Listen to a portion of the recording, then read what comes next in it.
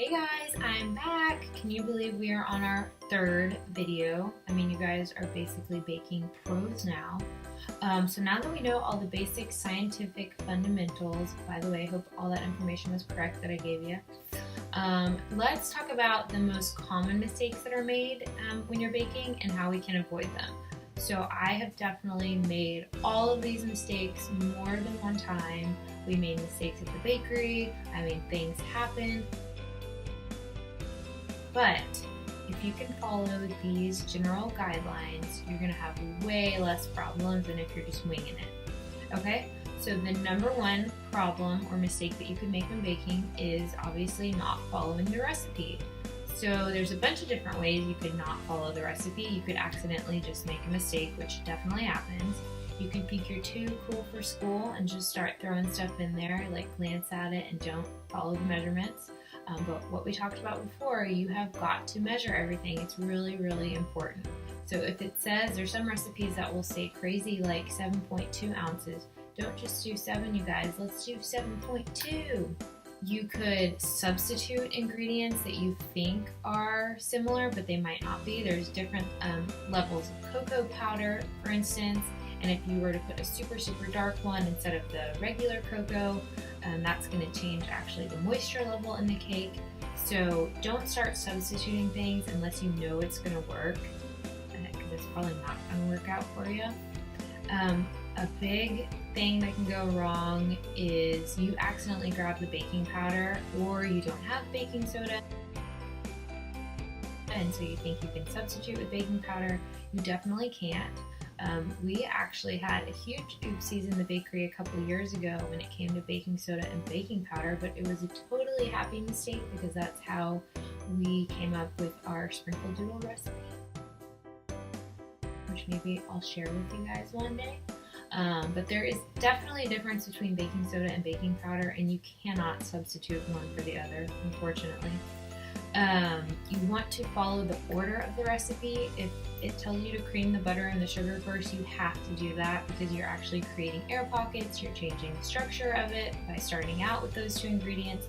So even though it seems like fun and cool and way quicker to just throw every ingredient in the bowl and mix it all up at once, it's not going to turn out the right way. You don't want to over or under mix your product. And if you had random patches of batter that had more sugar in it than other, or sugar that wasn't dissolved, you would have caramelization happening here and there and everywhere instead of fully incorporating everything. If you overmix your batter, you're going to develop too much of the dreaded gluten, which gluten is cool, you guys. Gluten's cool. But if you overmix it, the proteins are going to develop and it's going to become tough and dense, so we don't want that. Also, when it comes to a KitchenAid mixer, even though they do such a good job of mixing all of your ingredients for you, you definitely want to scrape the bowl. So at least 3 times when you're making a batter, stop the mixer, pull it up, and scrape with the spatula so that you can make sure all of your ingredients are being incorporated. If it calls for room temperature ingredients, you really need to use room temperature ingredients, especially when it comes to butter, because one, the temperature at which it melts and where its starting point is going to change the volume of your baked good. But 2, you're going to break your mixer. We had so many KitchenAid repairs at the bakery because cold butter was being thrown in it. That is going to bust your motor up so quick. It's so much easier if you start with room temperature butter. Also, when you're mixing things, if the butter is starting at room temperature, the size and amount of air bubbles that are formed are going to be drastically different than if you try to use melted butter or cold butter when you're doing the mixing process. And you are ready to grease your cake pans, you don't want to over grease them or under grease them. Obviously, if you under grease them, it's going to get stuck to the pan. If you're baking a cake, I would definitely use a piece of parchment paper on the bottom. It can be a circle, or it can just be a square or a triangle or something to help you get it off. If you over grease your pan, it can actually make your cake shrink because there's too much moisture being added to it. So there we have it, you guys. Let's follow the recipe to the best of our ability. Okay, moving on to the second mistake that you might make is that you go ahead and throw your baked good into the oven before it's completely preheated.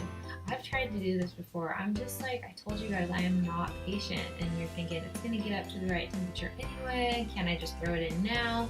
No, you cannot throw it in now because fats melt at certain degrees until it gets to the right temperature. But that being said, you need to invest in a oven thermometer.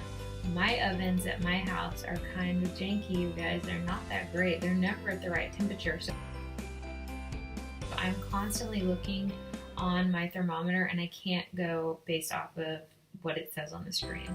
So if you're constantly having things that are overbaked or underbaked, your thermostat is probably not set correctly. Is it called a thermostat on an oven? I think so. I don't know, but invest in one of those. They're so cheap. You can get one for like $5 at the grocery store. A big problem that a lot of us have when we're baking from home, if we don't bake that often, is that we're using expired ingredients and we don't even know it. I'm not talking about eggs or milk or butter. You probably know that. If you don't, probably should. I'm talking more about the leaveners, baking soda and baking powder, even flour. But if your baking soda or baking powder has expired, its leavening, its magical leavening skills, they've slowly died and they're not there anymore. It's so sad. Speaking of ovens, don't forget to set your timer. Yeah. Has this happened to us and to me at the bakery and like me all the time? Yeah. You think you have this like internal gauge, which you really do build that up over time, but sometimes you just get distracted. And before you know it, things can go from done to burnt in seconds. And that is the worst feeling ever. To do it 2 or so minutes less than it says, because as you guys know, I have a fear of burnt things. But aside from that, that gives you a little bit of leeway to really stand there and watch it, and that way you won't go over. But speaking of standing there and watching it, you guys, let's just stand there and watch it instead of open the door every 5 seconds, because you know what? There goes all the heat. And I'm guilty of this one too. I like to open it, but you gotta keep it closed. Most ovens these days have a light inside, and if you don't, how old is your oven? But let's turn the light on and look. You really don't need to open it, but it's going to cause a major problem if you're constantly opening and closing the door. You're letting the heat out, the heat has to build up again, then you're working with all sorts of temperatures, and it is not a good idea.